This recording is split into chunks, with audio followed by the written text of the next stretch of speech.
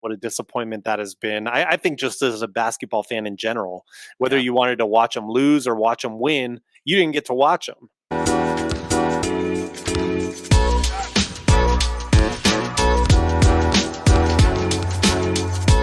Nets officially trade Kyrie Irving to the Mavericks. This is just off of NBA.com.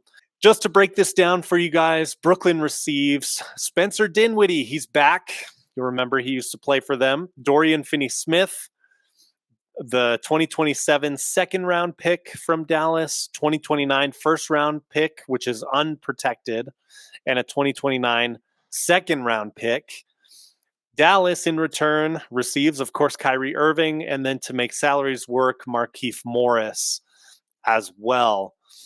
So, Justin, we'll dive into Brooklyn and the blow potentially to them or the relief maybe.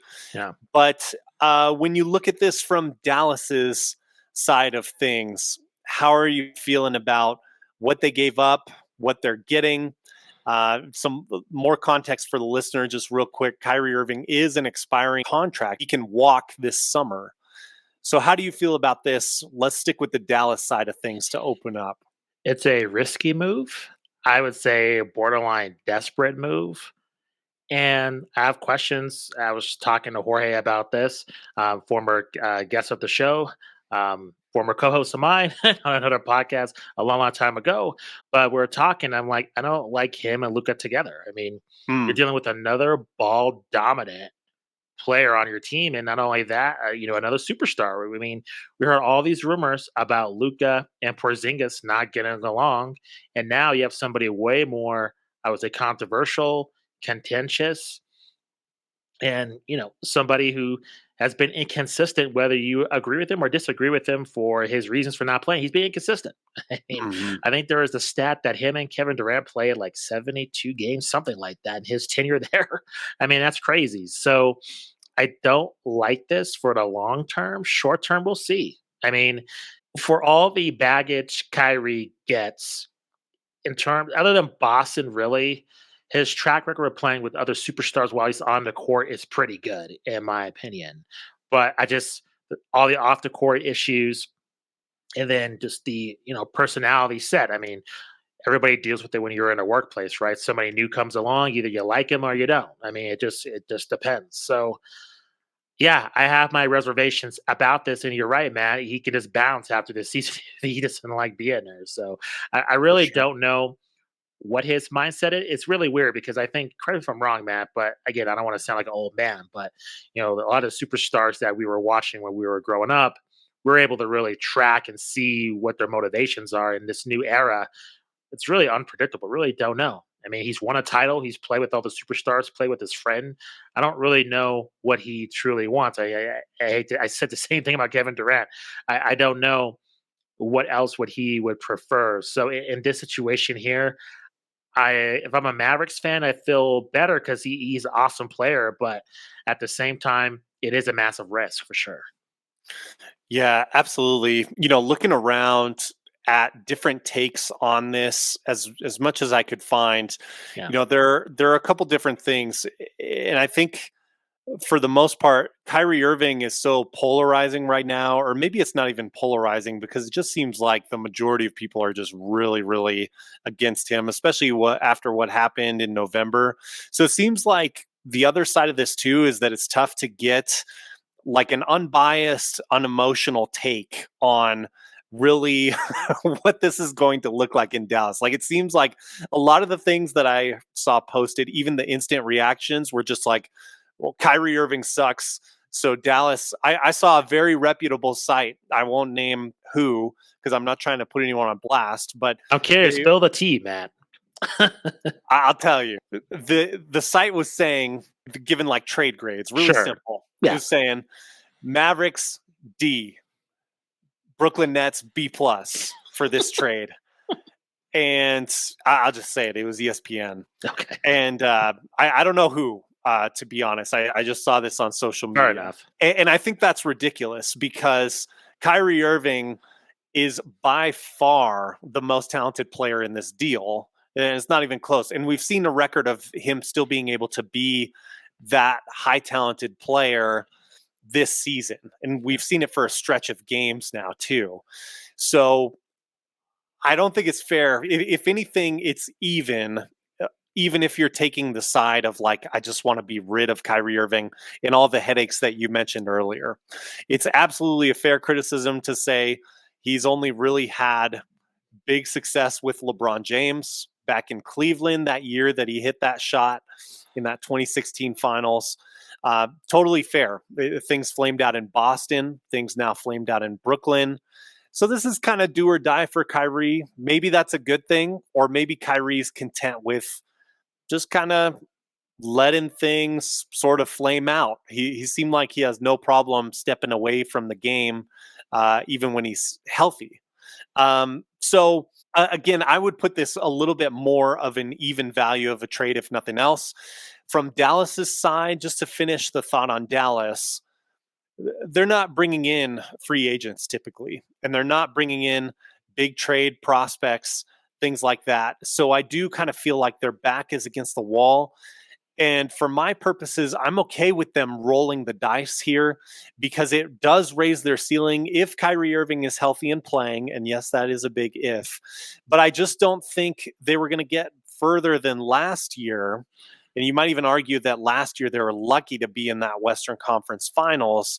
This year they don't have Jalen Brunson. So they were going into the postseason potentially with less firepower. Agreed. Now you could argue, even with losing Dorian Finney-Smith, they have more firepower. And Luka finally has a star, at least almost his caliber of player. Although, as you mentioned, Kyrie Irving does have the title. Luka doesn't yet. So it's a guy that Luka can respect. Players seem to still gravitate towards Kyrie. So I guess what I'm saying is I don't mind this for Dallas. You did something for Luka. And then even if he walks, you have tons of cap room this offseason and can try to test your luck with free agency, which is something you were going to need to do anyway. No, I agree. It's very interesting at this point to seeing the discourse on Kyrie. Yeah. Just because typically when you're dealing with an athlete, especially within the association that has a lot of baggage, usually on the court, they're expendable or their skills have diminished. What comes to mind, like a Dennis Rodman, Ron Artest is another one. Like, I mean, while both of them, I mean, they're ironically kind of similar in that regard with Ron and Dennis Rodman. But Kyrie, with no disrespect, but he's way better than those two. I mean, he is an instant Hall of Famer, and yet he has this baggage within the league itself. And I think you have to look at from a Nets perspective. Sean Marks, I think, is a good point. Like let's face it here, you've had Durant request a trade, but he's still there, but he was disgruntled. Harden bounce. Kyrie Irving bounce. Ben Simmons has been a bust. Yeah. I mean, this has been an unapologetic failure on many levels for the Brooklyn Nets. And you just have to wonder who is culpable in this situation here. And I think Sean Marks deserves some blame, but so do the guys, on this team. And I don't know if it's a really great look for the league, to be honest, when you have, three of your most prominent superstars, Kyrie, James Harden, and Kevin Durant. And it's not so much like it didn't work. I just feel like from the optic standpoint, it just, to me, in this era of super teams, and I'm not really a big fan of super teams, but it was a bummer not to see that just come together at least for like a season or two, and to see it just go down that way. I think it's not good for the league. So we'll see what with Kyrie. He's such a great player, and I think a lot of players within the league, Howard Beck pointed this, really like Kyrie. They really do. So it's hard that he's just going to be blackballed if it doesn't work out in Dallas. That there's going to be issues, which again Howard mentioned, like every 3 months it's something. So I'm sure we'll get to April, and there's going to be a new controversy we'll be talking about with Kyrie during that time period. But yeah, it's really hard to pinpoint if this is going to be truly successful. But I agree with you, Matt. I think in terms of the Mavericks, it's do or die. Like, you're going to make a move or not, and they're not a free agent destination. And this is the move to make. Will it pay off? Time will tell. Absolutely. And to your point about Brooklyn, I think we can say it's been an abject failure. Through this era of the last 3 years, we got 16 games of Harden, Kyrie, and KD on the floor together. Wow. Jeez. So a lot of noise about nothing. We've talked about that in the past, what a disappointment that has been. I think just as a basketball fan in general, whether Yeah. you wanted to watch them lose or watch them win, you didn't get to watch them. So that's how that played out. We got 74 games together of KD and Kyrie That's right. on the floor together. So I think just a huge disappointment overall in Brooklyn is the way I feel about it. And I mean, KD generated some of this controversy for sure, and started things off, you could argue, on the wrong foot, requesting a trade this offseason. We've always mentioned like KD's determination and the respect we have for him as a competitor on the court. But it seems like you look at the Kyrie thing, not a very good person to hitch your wagon to, so to speak. And then, just not a great show of leadership, I don't think, in requesting a trade this offseason. So you could argue in some cases you reap what you sow, but now Harden's gone and Kyrie is gone. Do you think KD stays and plays this season out? There's a very short timetable, and it doesn't seem like we've heard, at least publicly, that there's been another trade request placed. So it seems unlikely he's going to be dealt at the deadline. But this Kyrie thing happened very quickly, although Joe Tsai seems to have nothing but contempt for Kyrie Irving, whereas I think he wants to hang on to KD if KD is at all interested in staying. How do you see this shaking out in Brooklyn moving forward? Good question. I think probably Durant wants out. My guess. I don't know his contract details. I'm not sure how that would work, but at this point, I think it's time to move on and just part ways with everything and see what you can get value wise. Kevin Durant, after his injury, has proven to be as great as he ever is. So, despite his age, I'm sure he'll garner a great value for a team out there. Oh yeah. If I'm the Nets, I just start over, start from scratch. Oof. I know Just that's get a as bad. many picks as you can Yeah, and just rebuild from there. yeah, and we've seen teams be successful with picks quickly, like and grow and prosper. So I don't think that's a terrible strategy. But at this point, yeah, it's just this has been a disaster. And with Joe Tsai and Sean Marks, I don't necessarily blame them. I think on paper you would put Kyrie, James Harden, and Durant. You at least get a finals appearance out of it, you know. But there's just Mhm. so many circumstances. I think in a different era, I think things might have gone better. I'm sure there's a lot of blame that go to Nets front office, but at the same time, if there's other, basketball fans given the opportunity to have those three players on their team, I'm not sure if they would turn it down either. I think another thing too is what is Durant's? I was mentioning earlier. What is his motivations? I have no clue. Can you tell me? Like at this point, he's been in every possible scenario that I would think he would be happy with, and yet he's grumpy. I've heard it Sure. from different people. He's the most grumpiest player in the league. I don't know what this guy wants. It's really hard to really track where he's going to go next. And really, just for himself from a personal level, is he happy? I mean, I don't like seeing athletes do something high pressure if they're not enjoying it. That sucks. And I think with Durant, he actually enjoys the basketball part, but I think everything else around it, he doesn't like it. And I think we see that manifested itself in terms of what he wants to do next. I can't predict where he wants to go. I have no clue. Well, and that's a good point you bring up, is that this league, what we see here by both Kyrie and Kevin Durant, this league is about more than talent. Yeah.